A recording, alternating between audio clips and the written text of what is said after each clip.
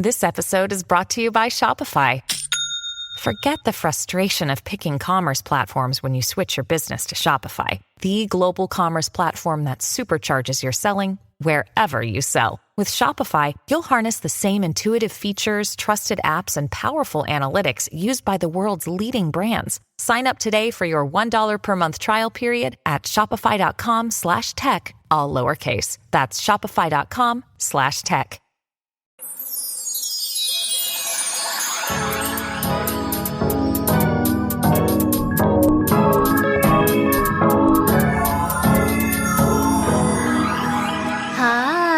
Welcome back to Friend Crush. I'm your host, Amber Akilla. This is my podcast where I talk about stuff and things, cute, chaotic, and critical thinking. We're in the business of being hot and having fun. You can follow me on Instagram, TikTok, Spotify, SoundCloud.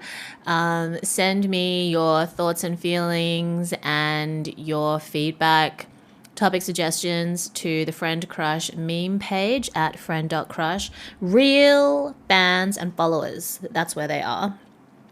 At least that's what I believe. I hope everyone's doing well. How are we? I had a 2-hour massage this morning because yesterday was like the first day back at yoga and pole since before Chinese New Year. I feel like I maybe didn't go to class for 2 or 3 weeks. Bruh, I did like a headstand, but like different to the type of headstand I usually do. My neck was feeling weird. I decided I was going to power through and go to pole later in the day anyway. Pain ensued. I like literally couldn't even sleep properly. So I had a massage this morning. I'm feeling better, and I wanted to go to class tonight. Don't know if I'm going to make it. Really not sure. Let's see how we go. I hope everyone's doing well. This episode is going to be about decentering men, decentering romance, decentering everything. I feel like there's so many different ideologies, frameworks, ways of thinking, ways of living that are thrust upon us as humans and in the society that we live. And it's not about completely divorcing yourself or isolating yourself from any one of these things. But when you decenter something, you just like hold it with a little bit of space in your mind rather than assuming that it has to identify you, or it has to define you or dictate how you live.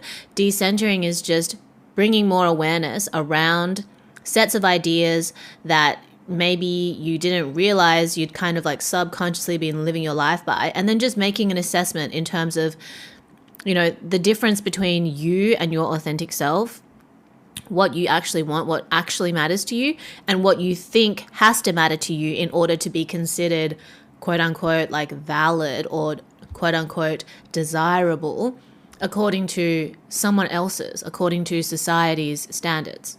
You know, because I feel like it's not just men that we decenter.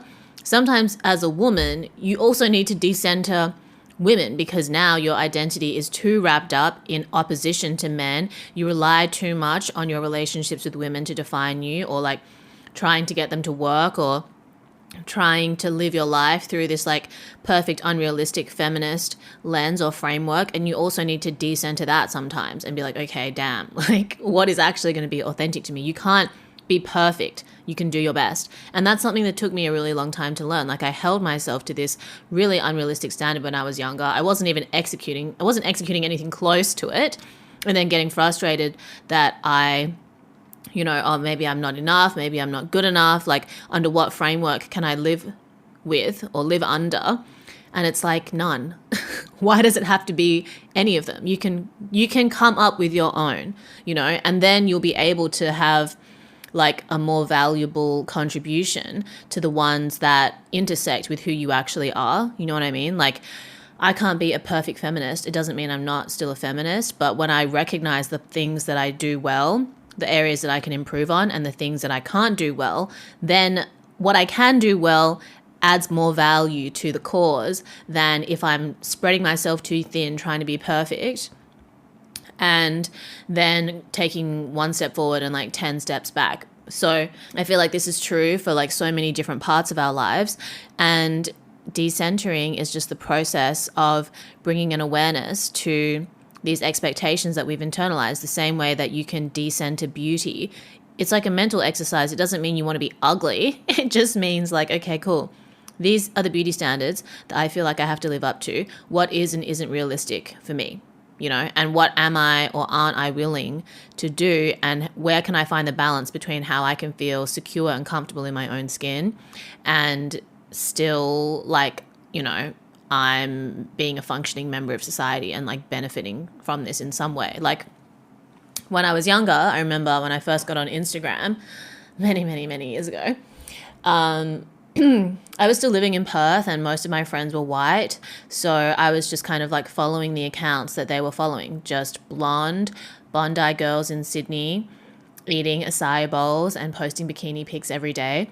And no shade to them, because like it's their right to live their life the way they want to live, and they're hot and having fun in their own way. But I didn't resonate with that, and I couldn't quite figure out why I didn't enjoy being on social media, because I was like not relating to their lifestyle at all, or their aesthetic, or like anything that they were presenting. But it was also kind of feeding into an insecurity of me thinking like, is this how I need to be? Like I need to be posting these kinds of pictures, or like into this kind of stuff. Like I'm not really that into it, at least not in this way. And then over time, I started to connect with more girls who were Asian Australian or just Asian diaspora. And, we had similar taste or like sense of style. And then I was like, oh, okay, this is like more kind of my vibe. So I'm like decentering the like Western beauty standard, and then able to explore things outside of it and find things that resonate with me. And then, I also get asked like, how do I feel about Chinese beauty standards? Chinese beauty standards and Asian beauty standards are literally crazy. But I feel like once I had kind of already recognized that beauty standards exist, and like I may or may not have pretty privilege in like different spaces, I just want to be hot according to how I feel hot and what I think is hot, and then keep it moving. At the end of the day, authenticity reigns over anything that is considered like societal, just like conventional, or I don't know, like pedestaled by society. That you can knock that down very easily with just authenticity. That's something that people resonate with on like a cellular level. Okay, like at least people whose attention is actually valuable. They recognize authenticity and they value that more than just being conventional. You know what I mean? And it's hard to like reframe how we think sometimes, because we're always told like being conventional is the end point. That's the final destination. When in reality, the destination after that is, or like to the side of that that's actually more valuable, is being authentic. So decentering is just awareness around whatever framework you feel like you've been indoctrinated with that's not really working for you. You feel uncomfortable, you feel frustrated. How can you create some space between those ideas and what it is you actually want? You can't just like throw the baby out with the bathwater and be like, oh, well, fuck men, fuck women, fuck beauty, fuck society. Like that's not going to be helpful, because, you're a person, you live in a society, and we rely on each other and our connections with each other, and this like societal trust, which, sometimes is like hard to see unless you're really spending time outside. I feel the internet's not always the best place for that. But actually, that's also wrong, because I feel like I've been very lucky to connect with a lot of people online, in spite of a number of in spite of cons that come with being online. I'm over emphasizing that part in my mind right now, because the pros definitely outweigh the cons. But my point is, you're a person, you live in a society. I think that for most of us, we are not seeking to completely ostracize ourselves from society and live like a hermit in the wilderness. And what we're really looking for is to just find a way to better navigate the society that we're living in, the different ideas that may be in conflict with what we really want. How can we better discover and connect with what we really want with people that we appreciate, who appreciate us? I feel like life is actually quite simple when it comes down to I feel like life is actually quite simple when we get down to it.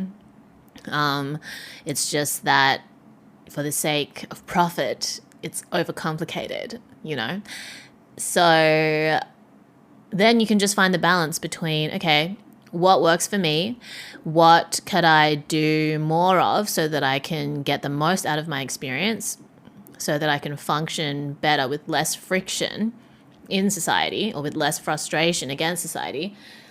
And then just focus on being hot and having fun. You know what I mean? Like, for example, for me, when it comes to my relationship with beauty, I read The Beauty Myth when I was really young, so I became aware of, images of women used against women, cosmetic surgery industry, like beauty industry in general. And I recognized that a lot of it is really toxic and is not really beneficial to women or people in general. But at the same time, I can't deny the desire to look good and feel good and to have nice things and to enjoy the occasional validation for how I've put myself together. But I try to find a healthy balance that works for me, because there are some contexts where my appearance is important and I can benefit from investing into it, but I don't invest myself so emotionally or attach so much value to this in terms of my identity, so that, if I don't meet someone's standard, I'm crumbling, I feel like I value having something to contribute to a relationship, or being funny or having a good time. I value that more than I value just being told that I look good.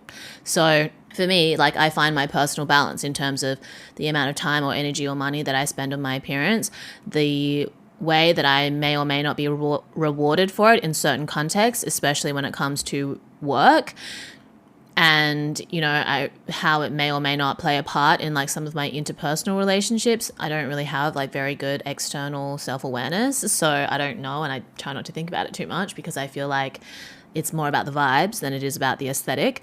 I recognize there's a difference between just being presentable and having your basic hygiene covered, and then the extra things that come on top of that are decorative and fun.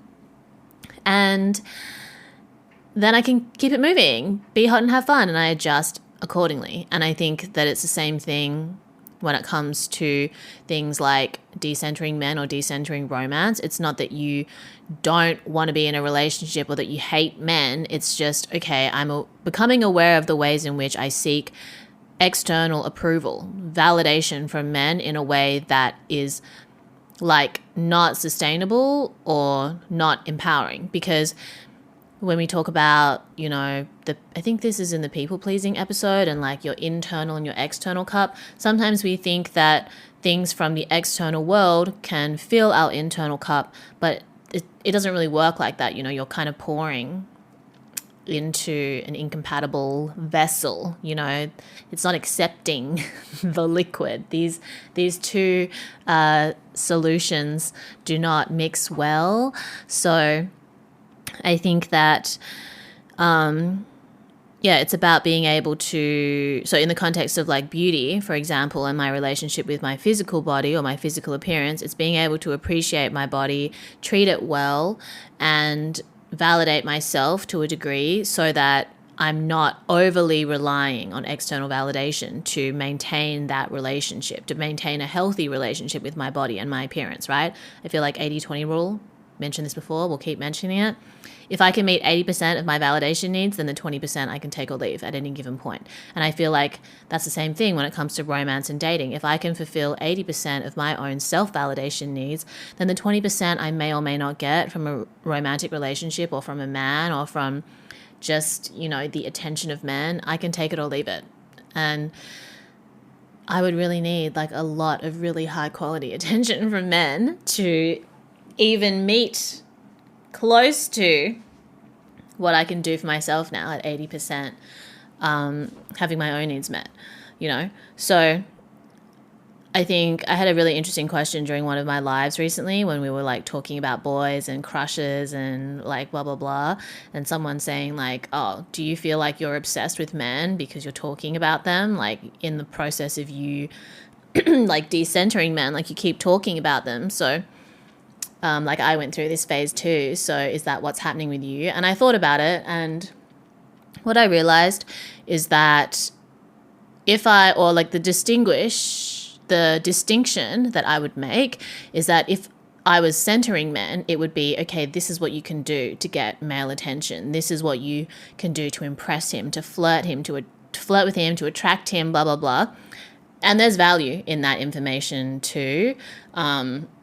If I was going to center men in a conversation, I would say you should just bully them lightly. That's how you get their attention. That's how you get them interested and attached to you. A conversation for a different day. But yeah, if I was centering men, it would be, okay, how can you get more male attention, get him to want you, get him to need you? That would be centering men, okay? But in the process of decentering men, you do have to talk about them, because unfortunately, a lot of the times, like the obstacle that's coming between a woman and her ability to slay is her relationship with men, or her relationship with the guy who doesn't treat her with basic human decency, or the imaginary relationship she's created in her mind with a guy who she's never even spoken to or barely even spoken to, and she's waiting on a text back from. You know, like that is sometimes the thing that stands in your way between you and slaying. It's literally a dude, or it's literally like the subconscious associations you have with your desirability in the eyes of men. So then in that case, I'm going to talk about men. I'm going to talk about people's relationships with them in order for them to have like a healthier perspective on the relationship or the imaginary relationship at hand, and then also how that affects their relationship with themselves. Because ultimately for me, it's like not a matter of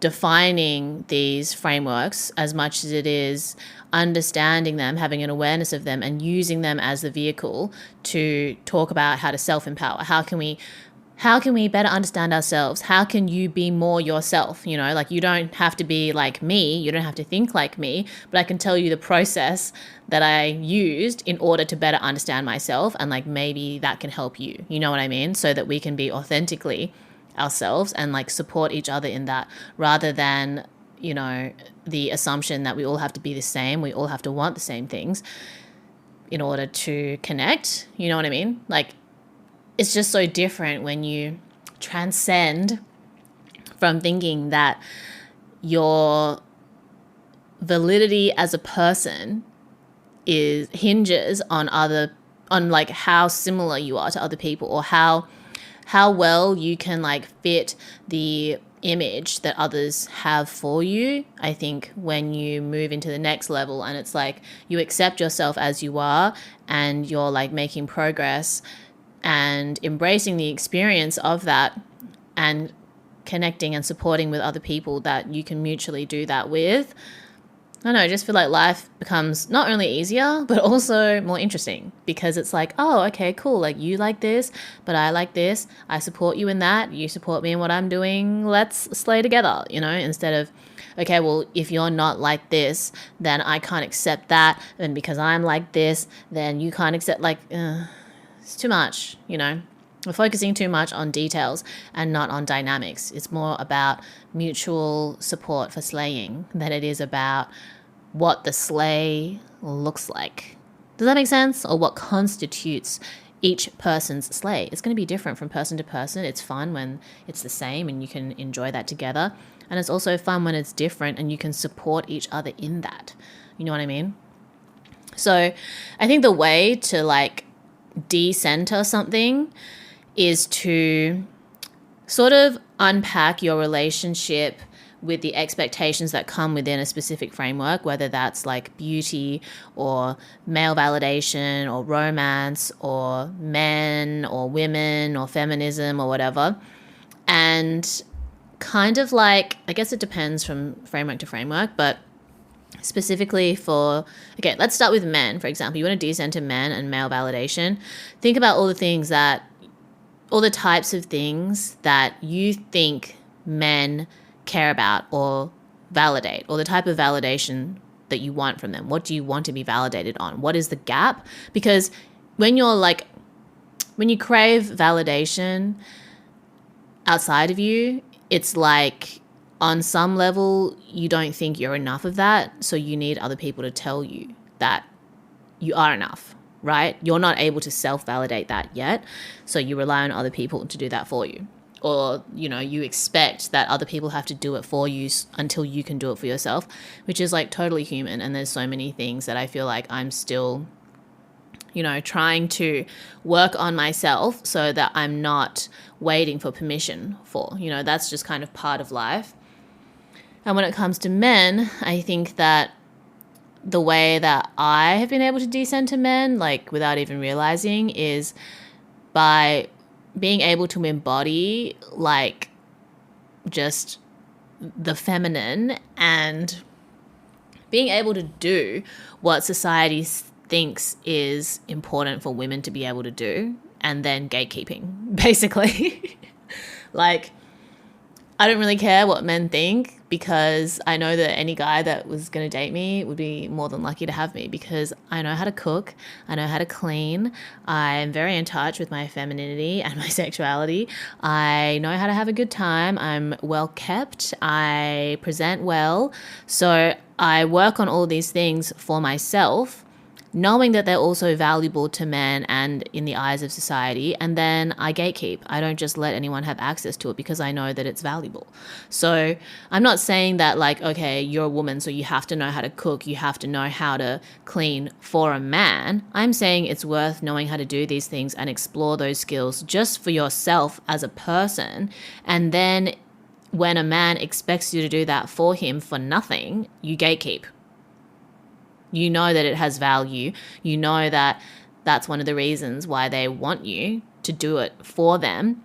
But what are they doing for you in exchange? You know what I mean? Like, it's so different if you just do it for the sake of being a good wife. So any guy that comes along and gives you attention, you're more than willing to just give that up to them for, versus doing it because you know that it's valuable for any kind of relationship and also valuable for your own well-being. And then being discerning with who you give like other people access. Being discerning with who you give access of that to. You know what I mean?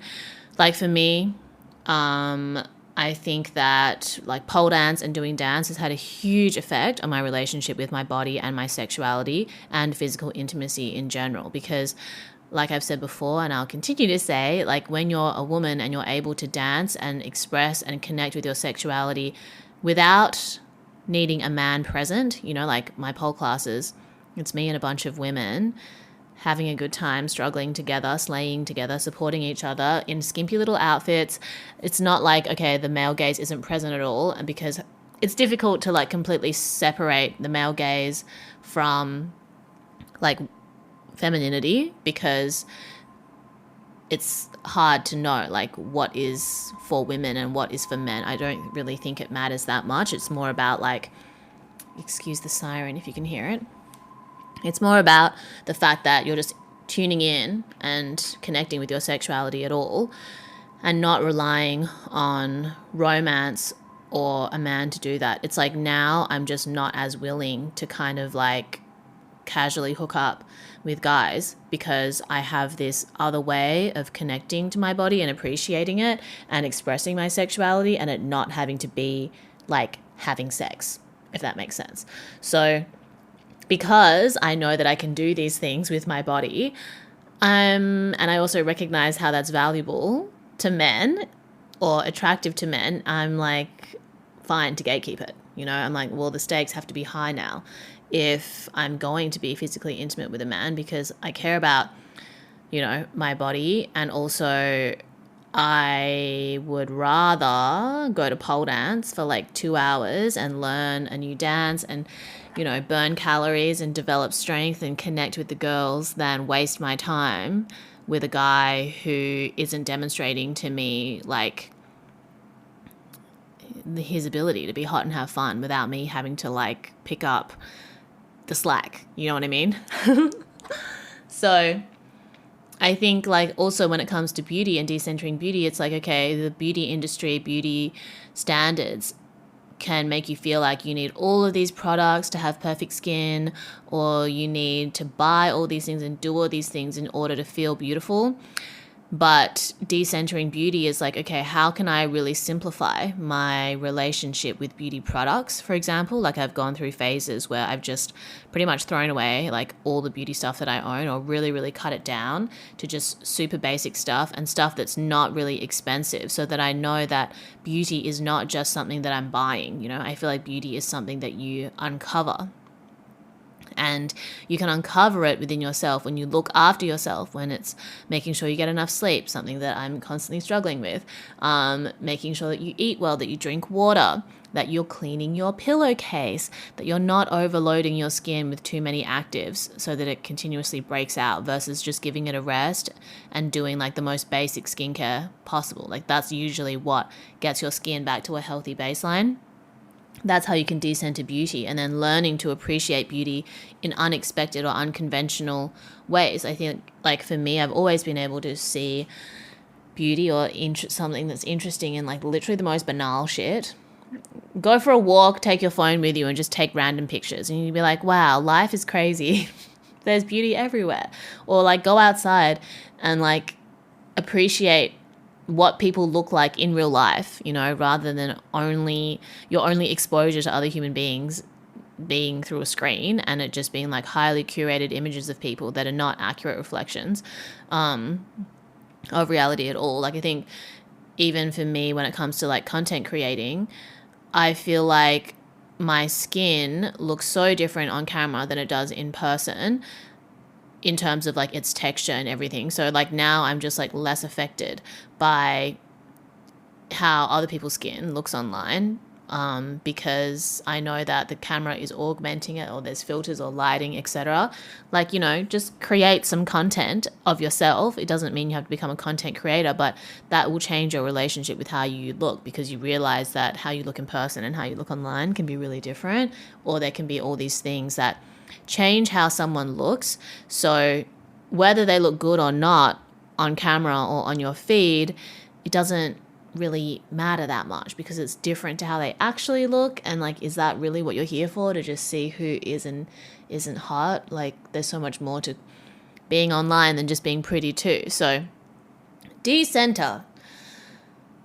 If it's like you're decentering feminism, that doesn't make you not a feminist, but it makes you just like more cognizant of the ways in which you can healthily engage with feminism. So how can you healthily engage with beauty? How can you healthily engage with men and romance, so that you're not making decisions that go against your better interests? I think a lot of the times like feminism can skew into this, okay, well, you're a feminist, so now you have to self-sacrifice for other women or for the greater cause of feminism. And that's, to me, not healthy feminism, because ideally we should all be elevating together. You shouldn't have to have your needs foregone in order to meet another woman's, you know. And that's different to, okay, people in like the ruling class being able to relinquish a little bit of what they want, which is like way more capital or whatever than is equitable.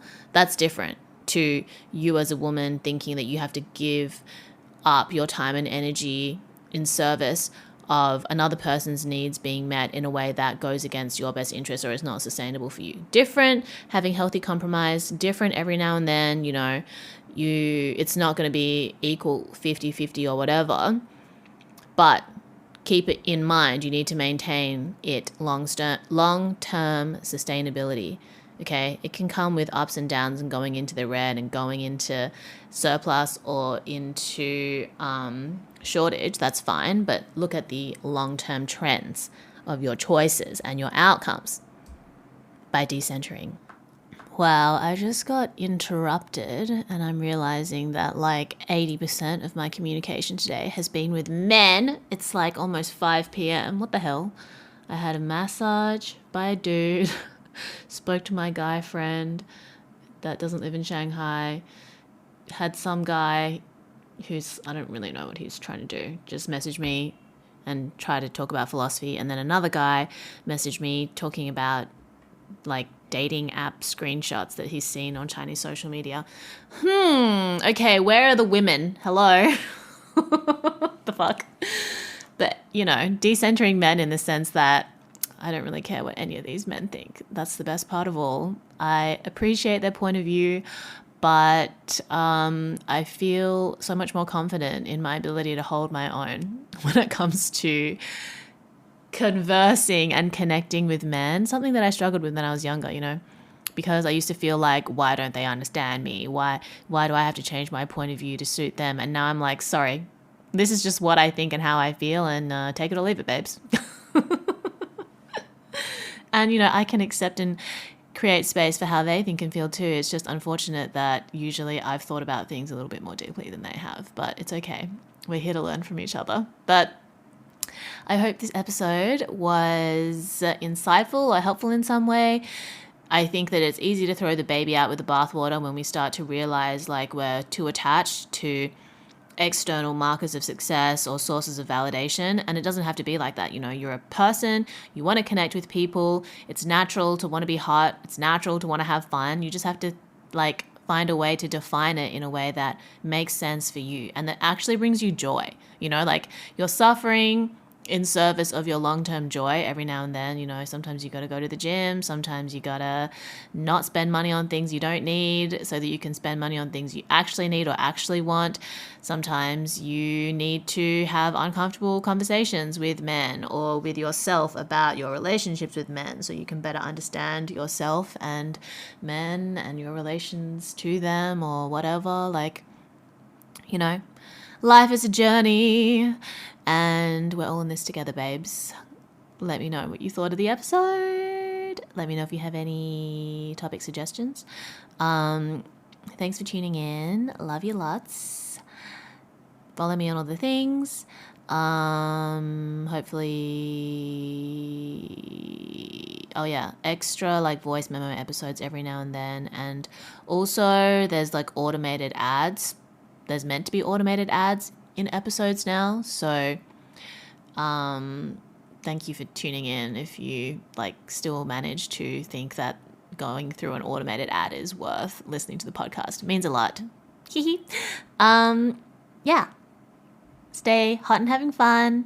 Drink lots of water. Tell your friends and family that you love them. Go be a better person. And I'll speak to you soon. Bye.